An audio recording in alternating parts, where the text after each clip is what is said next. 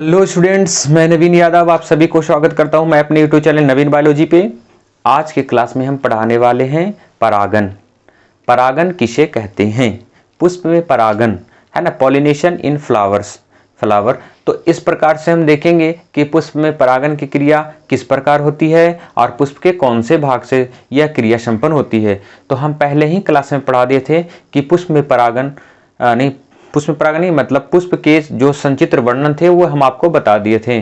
तो परागन की क्रिया उसे संचित्र वर्णन के है ना बाद जो ठीक बाद जो ये क्वेश्चन आती है कि परागन कैसे और किस में होती है। तो परागन पुष्प में होती है और यह मादा और नर जनन अंग के फलस्वरूप यानी सहयोग से होती है।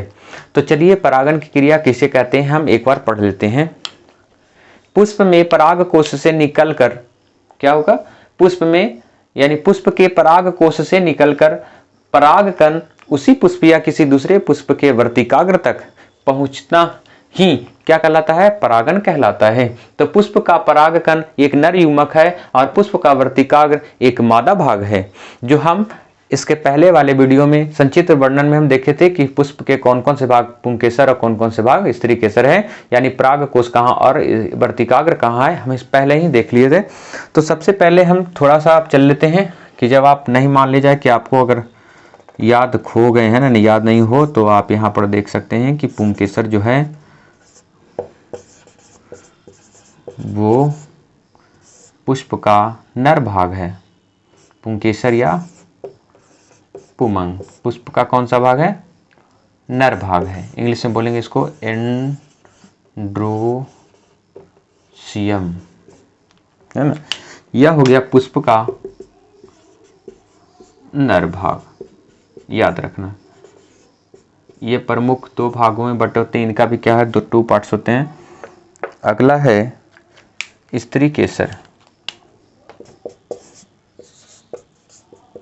स्त्री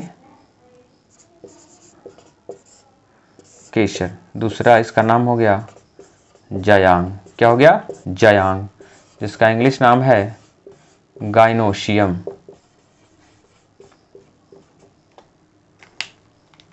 इसे हम लोग पुष्प का मादा भाग कहते हैं।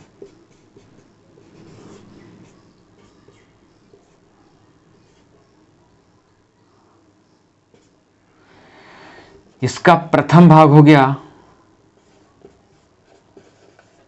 पराग कोश। यहां है आपका पराग कोश। दूसरा भाग पुतंतु, इसको और थोड़ा नीचे लिख देते हैं। इसका भाग यहां हो जाएगा वर्तिकाग्र। दूसरा भाग वर्तिका। तीसरा भाग अंडाशय। इस सभी का हम पहले भी इंग्लिश लिखा चुके हैं। एंथर, फिलामेंट, स्टिग्मा, स्टाइल और ओवेरी, है ना। जैसे कि हम इस चीज को पूरी तरह से हम बता दिए हैं कि कौन कौन से भाग कहाँ होती है। अब जो है देखिए, एक छोटा सा फूल भी बना लेते हैं तब आपको पता चलेगा।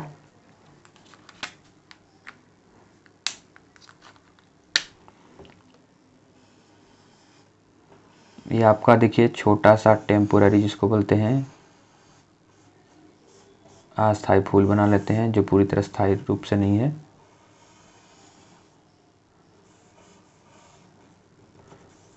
ये आपका हो गया,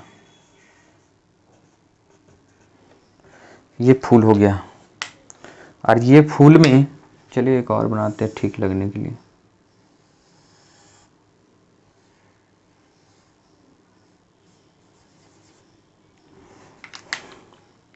यही आपका हो गया नर भाग। नर भाग का कौन सा पार्ट्स हो गया? ये पराग कोश। क्या बोले हम लोग? पराग कोश। इसको तो बोलेंगे पुतंतु। इसको बोलेंगे वर्तिकाग्र, इसको बोलेंगे वर्तिका, और इसको बोलेंगे अंडाशय,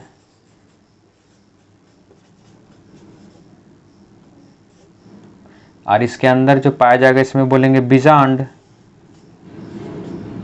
ये प्रमुख 3 इनके भाग है। बस अंडाशय के अंदर क्या है, अंडाशय के अंदर बीजांड होता है। अब बीजांड के अंदर बीजाणु होते हैं, बीजाणु या फिर उसको बोलेंगे अंडाणु, है ना, ओवम।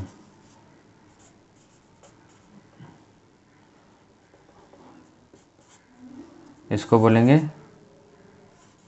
ओव्यूल, याद रखना है। तो चलिए हम यहाँ देखेंगे कि परागन क्रिया कैसे हो रही है। देखिए यहाँ ये हो गया पराग कोश। तो पराग कोश में एक जो होती है नर युग्मक पाए जाते हैं। कौन से युग्मक पाए जाते हैं? नर युग्मक, जिसका नाम है परागकण। क्या है? परागकण। इंग्लिश हो जाएगा इसका पॉलिन ग्रीन। क्या हो गया? Pollen green. चलिए ये परागकण यानी कि पराग कोश से निकला हुआ परागकण यानी पराग कोश से निकलकर परागकण वर्तिकाग्र यानी उसी पुष्प या किसी दूसरे पुष्प पे जाके गिर जाए तो ऐसे ही आना। देखिए यहाँ से परागकण उड़ गया और इस पे आ गया, इस पे उड़ गया, इस पे आ गया। बस इसी क्रिया को हम लोग बोल दिए परागन, पॉलिनेशन। यानी यह जो क्रिया दर्शा रही है यहाँ से यहाँ आना, हम लोग क्या कर दिए? परागन। क्या कर दिए? परागन, पॉलिनेशन। और पॉलिनेशन के लिए माध्यम जो होते हैं वह 3 होते हैं। कितने होते हैं? 3 होते हैं। कितने माध्यम होते हैं? 3 होते हैं। और वह माध्यम कौन सा है? जल, वायु और कीट। क्या है? जल, वायु और कीट, है ना। क्यों है भाई माध्यम? क्यों है? इससे है ना, माध्यम से हम क्या समझ रहे हैं, कैसे माध्यम है?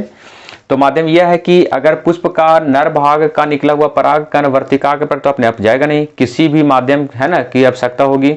तो जैसे वर्षा होती है तो हमारी फसलों में क्या होती है कि उसके ऊपर जो उपस्थित जो परागकण होते हैं वो परागकोश में वह क्या हो जाते हैं, उससे पानी से है ना, पानी के साथ जो क्या होता है बह कर वह अगर वर्तिकाग्र पे चला गया तो वो अभी परागन हो गया।